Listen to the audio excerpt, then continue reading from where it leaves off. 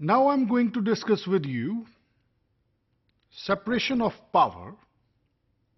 Separation of power को doctrine of separation of power भी कहते हैं. Ladies and gentlemen, in a state, there are three organs of state. One is legislature, other one is executive, and the third one is judiciary. ये तीनों organs of state जो हैं, ये अपने अपने दायराकार में रहते हुए एक स्टेट जो है उसका नज्म और नस्क जो है वो चलाते हैं.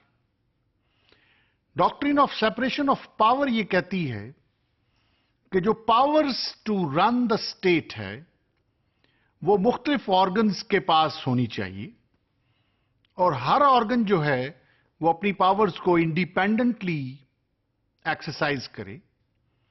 एक ऑर्गन दूसरे ऑर्गन के दायराकार में या स्फीयर में मत जाए और अपने अपने दायराकार में रहते हुए जो फराइज हैं उसको सरअंजाम दे.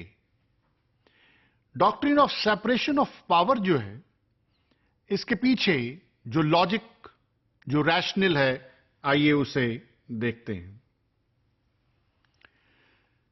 सेपरेशन ऑफ पावर की डॉक्ट्रिन के पीछे लॉर्ड एक्टन की जो लॉजिक है वो बड़ी ऑथेंटिकेटेड लॉजिक कंसिडर की जाती है. लॉर्ड एक्टन क्या कहता है?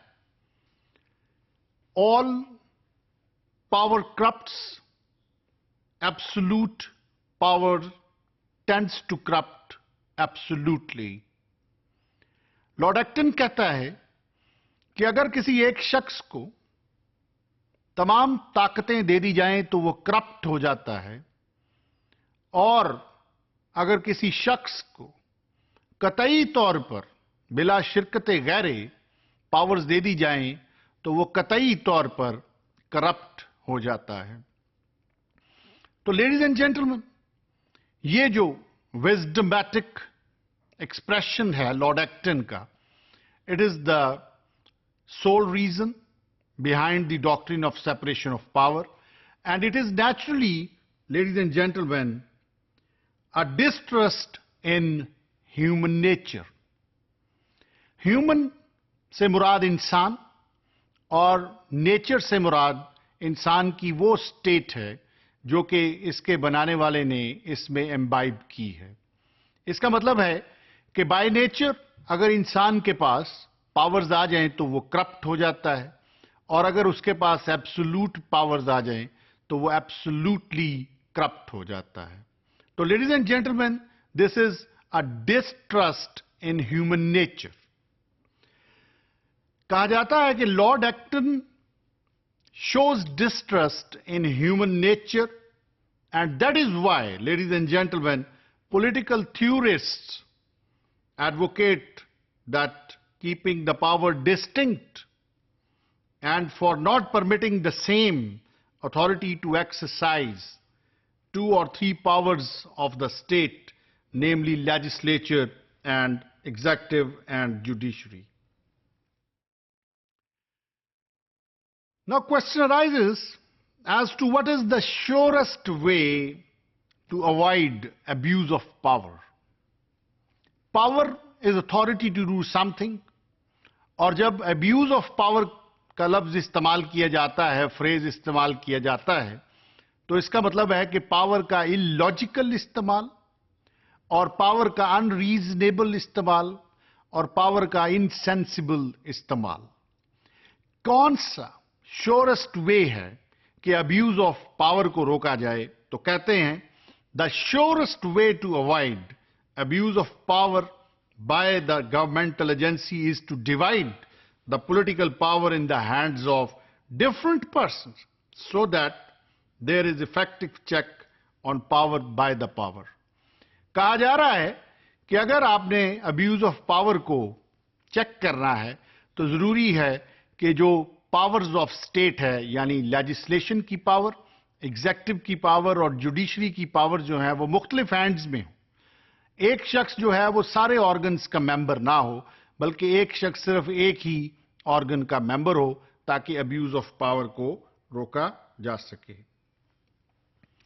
Ladies and gentlemen, what is the rationale of doctrine of separation of power? In USA, the doctrine of separation of power was adopted by the Convention of 1787 to preclude the exercise of arbitrary power and to save the people from autocracy. यहाँ पर दो लफ्ज बड़े जबरदस्त हैं और इनका meaning जानना बड़ा जरूरी है. पहला लफ्ज है प्रिक्लूड. प्रिक्लूड से मुराद है एक्सक्लूड करना, रूल आउट कर देना. और ऑटोक्रेसी हम किसे कहते हैं? डिक्टेटरशिप को, मोनर्की को और डिस्पोटिज्म को. Ladies and gentlemen, the doctrine of separation of power was formulated by Montesquieu.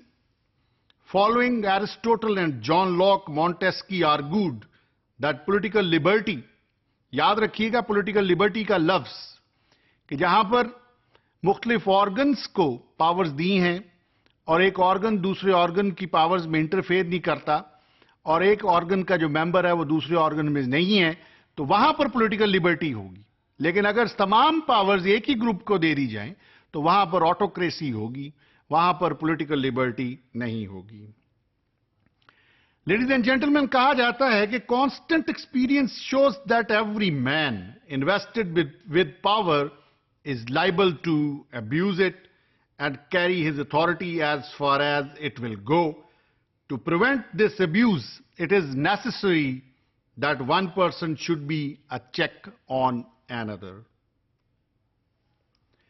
Ladies and gentlemen, when the legislative and executive power is united in the same person, there can be no liberty. There can be no political liberty at all.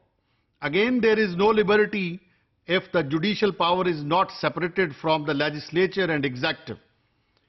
There would be an end to everything if the same person or body, whether of the nobles or of the people, were to exercise all the three powers. Ladies and gentlemen, what Montesquieu meant by separation of power was that legislature and executive should neither have any control over the acts of each other, nor should they exercise the power of each other. Ladies and gentlemen, in fact, the doctrine was taken over by the framers of American Constitution, had no relevance to British Constitution.